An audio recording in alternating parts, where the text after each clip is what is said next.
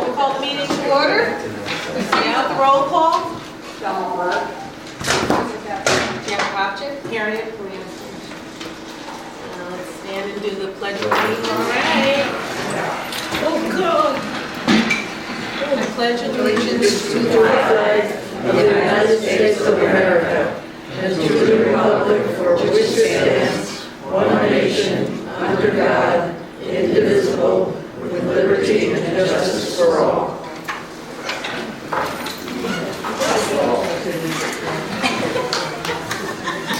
Behave. Okay, are there any revisions to the minutes of December 22nd? I have it. Okay.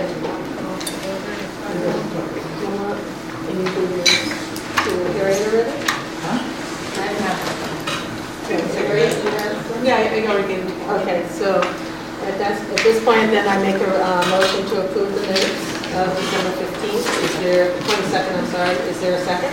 I'll second. All in favor? Aye. Motion approved. Okay, residents' comments. So, Mr. Littlefield. Thank you, Madam Chairman. I have two things. One, when you get to the buying the truck, I'd like to have a statement on the record that all state purchasing procedures were followed and that no one affiliated with the Trumbull Housing Authority or the Stern Village has any financial interest in the transaction. Then I have an announcement to make. The Stern Village Tenants Association is now incorporated.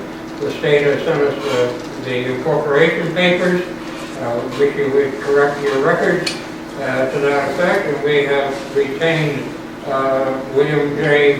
Wheelo as corporate attorney. Thank you.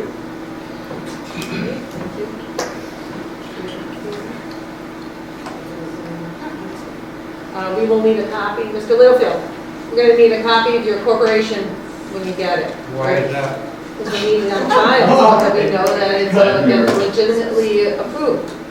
Oh, just for one. So he does that. 2 more months.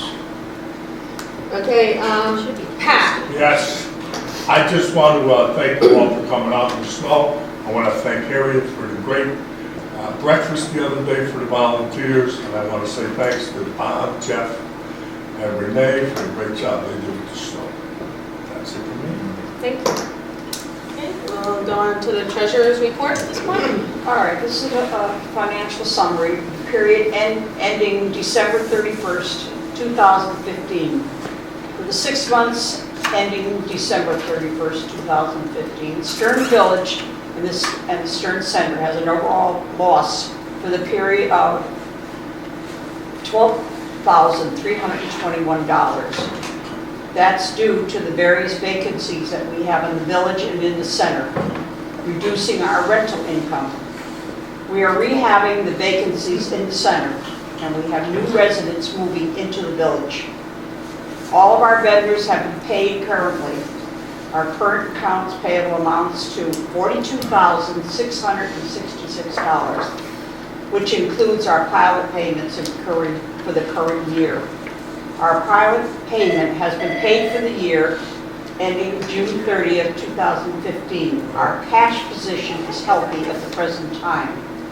The village current cash position has approximately $18,187, and the center's cash position is $14,085. In addition, we're looking to acquire a new truck for our maintenance staff. Our current truck needs extensive repairs and has served us well for the past 10 years. We are also looking to obtain solar energy for the congregate. This is our first step in having a green housing authority. Thank you. Thank you, Thelma. The executive director report, Thelma? Harriet? Sorry. That's okay. Sorry. Actually, it's an honor to be called. Currently, our reserve balance is over $1,413,399, which is approximately $6,367 for each unit in the entire complex. Our overall cash position as of December 31st, 2015 shows a balance of $1,154,379, including our investment account. As of December 31st, 2015, we have accounts payable of approximately $42,666, including our pilot accrual for the current year. For the village, as usual, we purchased some additional refrigerators and ranges. For the center, we repaired some kitchen equipment. For the center, we had some sprinkler issues, which we're looking into, and some elevator repairs, as well as repairing the stove. And as always, we look at projects to further improve our facility within the realm of affordability and need. Happy 2016. This will be a banner year for Stern Village. Thank you, Pat, and others for telling me how great a job our maintenance staff did. Several of our residents have extended their appreciation. I also want to thank our younger residents for helping to clean the vehicles. Also, a lot of our residents' caregivers helped too. Several residents have not taken their chairs and items off their porches, which makes it very difficult for our maintenance to clear the snow because they have to deal with these items, and also the items get stuck in the blades. On behalf of the THA Board of Commissioners, Paulette and myself, we want to thank our resident volunteers for all their help in making Stern Village an incredible place to be and having a positive impact on the village and on the congregate. We received a proclamation from First Selectman Herb stating that January 19, 2019 was Stern Village Volunteer Day, and I have copies of the proclamation, and we are getting a frame for it. As you know, we're continuing with the weatherization. 2016. The weatherization of the Stern Village apartments is still in progress. They should be completed in the next 3 weeks.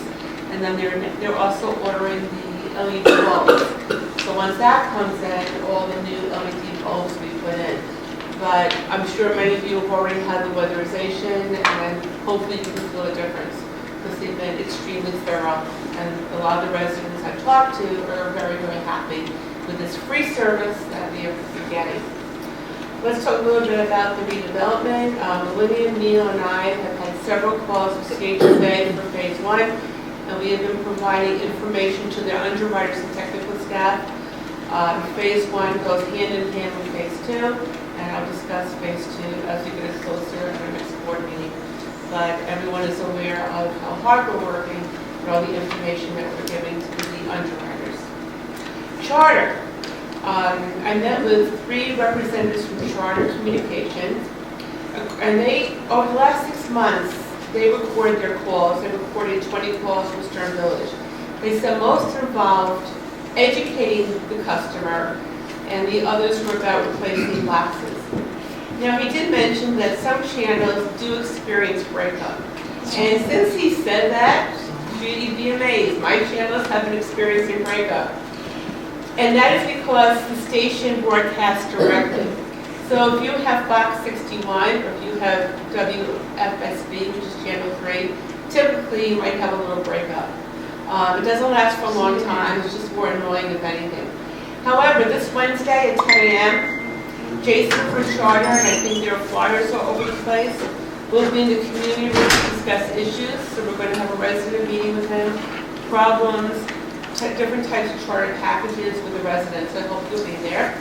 Also, tomorrow, 10 a.m., Kim from Tova will be at Stern Village to work with the residents on establishing a new duly elected Rents Association and discuss other things. Okay? So, that's all I have right now. Mary, what time did you say, please? Kim at 10 tomorrow. And what about charter? 10, Wednesday at 10.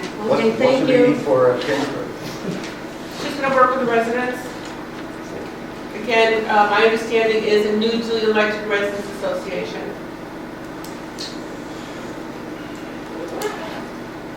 Okay, we have no unfinished business, but we do have 2 items under new business, and we're going to let Harriet inform you of that. Okay, so we need a new maintenance truck. The maintenance truck we have has lasted us for 10 years. It has over 100,000 miles on it. Again, they're plow miles, but that means that when you plow something, you're using more energy from the truck. So Neil has been sourcing costs, negotiating a truck for maintenance staff. Our current truck won't make it through the winter. We're lucky so far, knock on wood, this is our first major storm.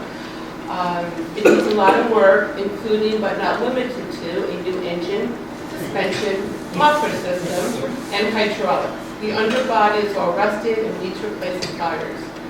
Last Wednesday, Neil and Jeff, our maintenance manager, went to Park City Ford in Bridgeport and Stevens Ford in Milford. However, I did get additional quotes.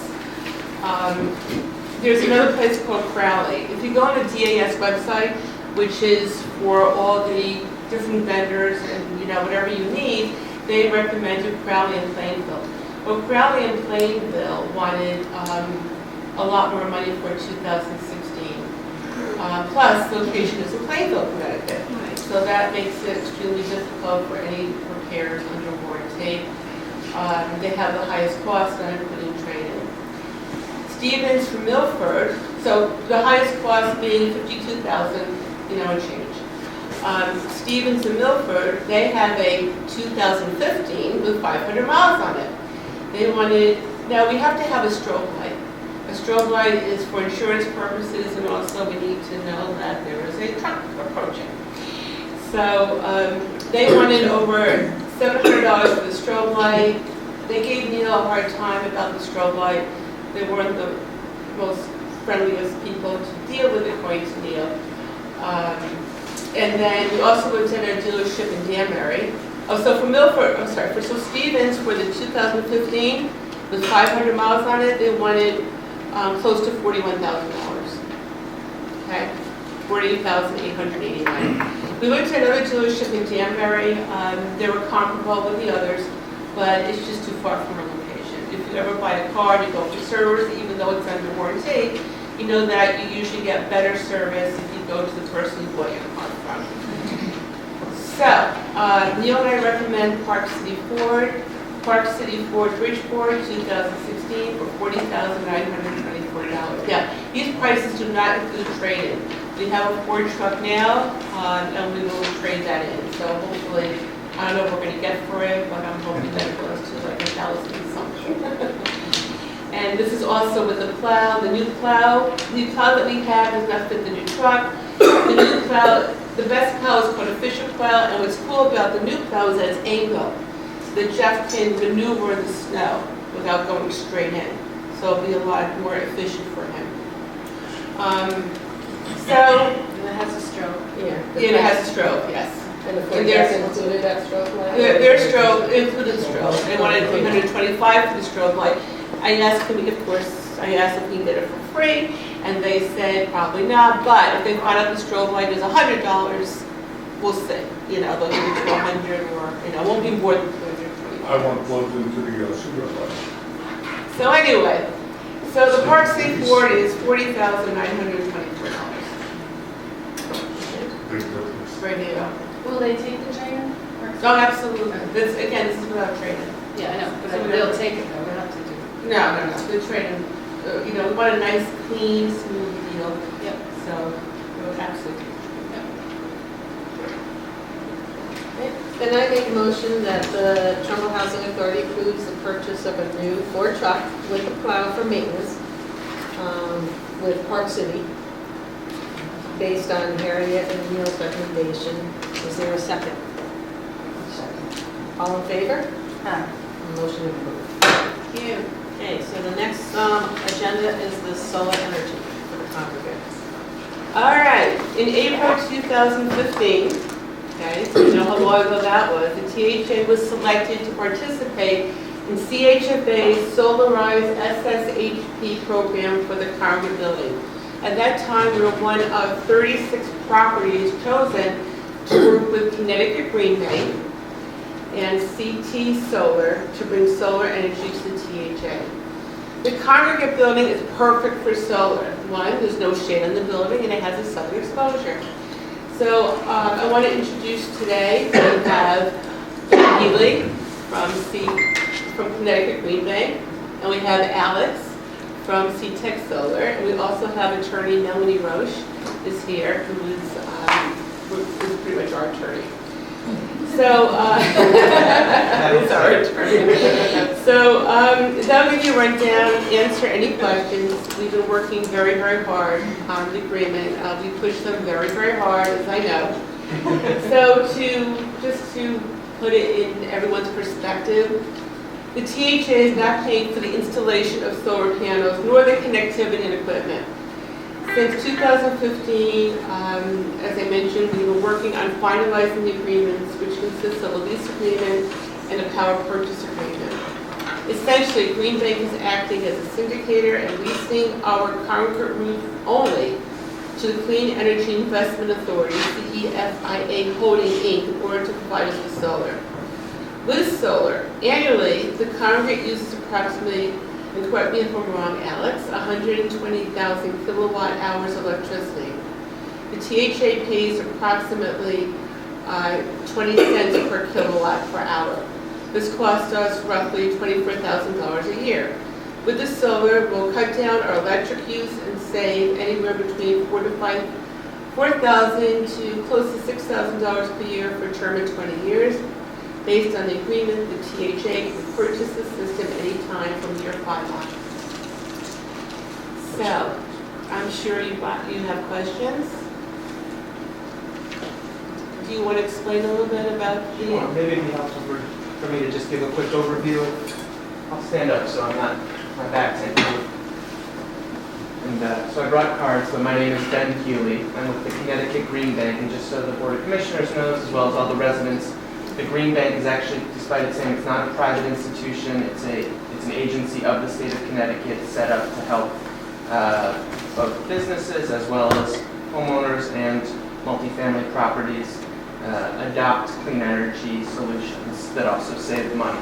And the goal is always to do so in a way where there's no money down, so that's true in this case, and that the savings are going to be realized right from day one, and we hope, as electricity prices increase, that continues to provide increasing savings to the properties. And this is, of course, most important for properties like THA and other housing authorities across the state, where those scarce funds can go to more important things than electricity, like trucks that you need to clear snow. So that's the idea here. And basically what happens is the Green Bank, as a state agency, will own the panels on the roof, will maintain them for the full 20-year period of what's called a power purchase agreement. And that PPA, all it obligates the housing authority to do, Stern, is when a clean kilowatt hour of solar is produced, so when the sun hits those panels and electricity flows in, rather than paying the utility for that at the higher rate, you're paying the Green Bank for that kilowatt hour. So it displaces the higher cost with the lower cost. It's clean energy produced here. You still will end up buying electricity from the utility because the solar is designed to be less. You don't want to cover the full amount, because if you go over, it's not really worth it. So it's designed to be less by a certain percentage. So your bills will end up a portion from UI, a portion from the Green Bank. We maintain the solar. If after the 5-year period, in the 5 years, to be clear, the reason why the purchase only happens at the 5 years is because there's tax credits that help make these economical. And the Green Bank brings in investors who takes those tax credits. Once that period is over, then if DHA ever said, we've got a cash windfall from Connecticut Housing Finance Authority, or as I said to Harriet, somebody in Trumbull says, boy, I'd really like to give a whole bunch of money to Stern or to DHA, you could buy those panels at a significant discount, and then you get electricity for free for the rest of the time associated with the solar. So that's the high level. Why don't I stop there and shut up? And if you've got any questions about the financing or the contracts, you can certainly ask me or, of course, your attorney. And then if you want to ask Alex any questions, he's from a company called CTEC, that's C-TEC. And CTEC is the Green Bank's contractor, the installer, who will actually do the work of putting up the panels. We've worked with them on a number of projects, very high quality, and we maintain all responsibility for making sure Alex's company does what's right, which they always do. So I'll be quiet. Can I ask a question? It's really okay with me. I don't know if I get to choose who gets to. Go ahead, that's fine, sure. Yes, please. I was under the assumption that when you have solar power like that, when you have a certain bank of it, that, and you don't need the use of it, that you can sell it back to the energy company. So you got it right, and it's a complicated, it's sort of a complicated system, but it's called net metering. And we've talked a lot with Harriet, and Frank, and Neil, and Melanie, and Harriet's not lying when she says they pushed us hard to get the best contract. As far and away, Trumbull has done so. The way the net metering works is essentially on a monthly basis. If you overproduce, then UI will credit that against your account on a forward-looking basis. And on an annual basis, all of those credits that you sent back to the grid in the summertime, say, will, when the solar's covered with snow, still give you benefit on your bills. But on an annual basis, you don't want to produce more than the building needs, because then they actually only give you a very small amount, and the economics don't make sense. So the idea is to size it that over the year, you cover pretty much all of the demand. And that's exactly, you got it exactly right how it works. So, and we will be monitoring it, we'll be able to do that on a daily basis. Plus, we hope that if we're approved, we have the same summer that we had last summer. Just think of all the solar that we'll be having. Yeah, absolutely. Question over here. Yes, sir. How many panels will be on the roof, and how much do they weigh? What's the load-bearing weight? Yeah, I can answer that. Alex Fox, Tech Solar. Come on over here, Alex, so you're not Yeah, sure. too back in, but I might have to do some quick math, but in terms of the weight, the distributed weight of the panels is 2.7 pounds per square foot. We are planning on doing some structural upgrade to the substructure of the building to accommodate the additional weight of the panels, only because the building currently does have 2 layers of shingles on it. So, but distributed weight is essentially comparable to an additional layer of Excuse shingles. me, I didn't hear that last remark about the 2 layers. Since you have 2 layers of shingles on the building, we will be doing some structural upgrades to the substructure of the It building. has the 2 layers. Yeah, you already have 2 layers. It'll be approximately 316 260 watt modules. so 316 squares. That's a rectangle, So essentially. please- Load weight, Please understand that we've had their engineers take a look at it, our engineer has taken a look at it, and they're gonna go back, right, and take another look at it. So I don't know how we're looking for Yeah, it. It's all been taken care the name of the engineer, of. Pardon? the name of the engineer. It's from Acorn Engineering. Acorn Engineering, how is this relevant? Other questions? Didn't we have a new roof? Exactly, we had to put in. So it's only- You're allowed to put in no more than 2 layers by code. Yeah, but there's only 1 layer now. There was a layer, it's a layer. layer. Oh, they put it. It's a brand new ported shingles on the layers. That's a plot, right? So a plot roof? You're allowed to do that. No? It's not a flat roof. It's a flat It's roof. not it's flat, pitched. no, Pitched. it's pitched. We just tried to pitch it, yeah. It was been a while. Any other questions we can answer? Anything from the commissioners? Okay, well, I'll say again, it really, this is important for the state to support these, and we're really pleased to be working with really good partners, and frankly, Attorney Roush has represented the THA well, your staff has represented you guys incredibly well, and I think among the 30 some odd that we're doing this year, I can confidently say now this will be the model deal in terms of what we'll go forward with in terms of trying to deliver value, because I think it's the best, so thank you. And from the CTEC perspective, we're very excited about doing the project. We're really looking forward to it. When will you start? Well, our preliminary schedule, should be about 2 months, and should give us all the approvals that we need to get started. So April. Yeah, hopefully we'll have it in time for the summer. How long will it take you to do? Approximately 4 weeks. Right.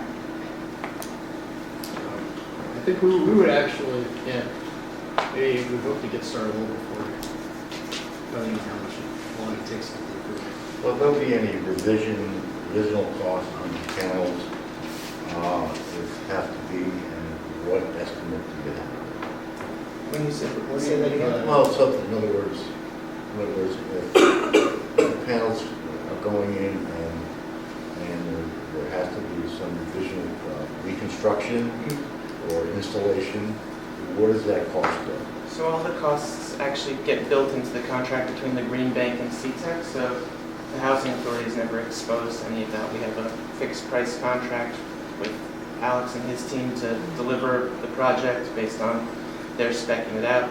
If it comes back higher, then actually it's on the Green Bank to have to. Okay, bear next those question costs. is there going to be any price protection on a yearly basis for these panels, or is it going to be a flat rate forever, or? The rate we've negotiated with your diligent staff was, I believe, 8.9 cents a kilowatt hour with a 1.5% annual escalator, which means at the end of 20 years, you'd be at perhaps somewhere between 13 and 14 cents a kilowatt hour, which is as low as you're going to Is get. that price protected? That's guaranteed in the contract.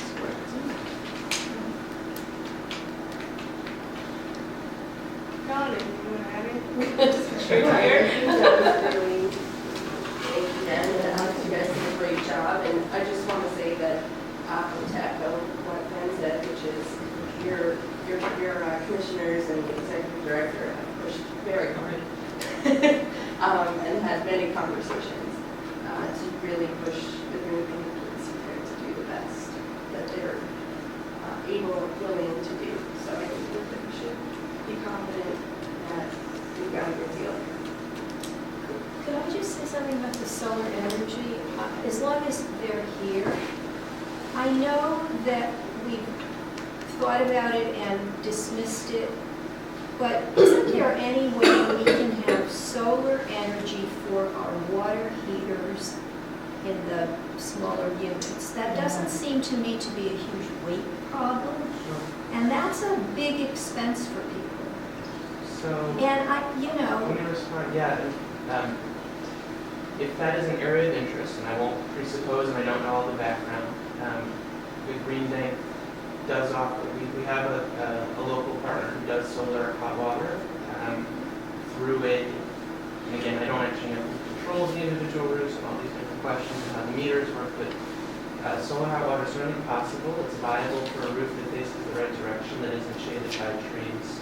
And it is often quite economical. What's the heating source for? Is it gas or electric? Electric. But you brought up a good point. It has to be southern exposure and it can't be shaded by trees. But And also, they're gonna have on demand when we do the redevelopment. No more hot water heaters. Right? You're gonna have hot water here. When they do the You're redevelopment. gonna have to have hot water. Yeah. I thought it was gonna be on demand. That's for the Heat? heat, Oh. the air, I the thought it was gonna be AC. the hot water And heaters. AC. You still have to have hot Yeah, the hot water. water is still a big. That's my All right, I mean, I'm just saying that once this is going through, maybe we could take another look at it because, We can certainly take another look at it. Because again, when we get the redevelopment, the other goal is to get it on this building. To get us over here. right, Heat pumps are going in, aren't they? that's, That's for the air. that's gonna be. I think that's something that we have to address Right. after redevelopment. Yeah, let's get the money first and then we'll worry about it, okay? So we need to get the We're money. years away from even having to go there. Right. We have to do the rehabs.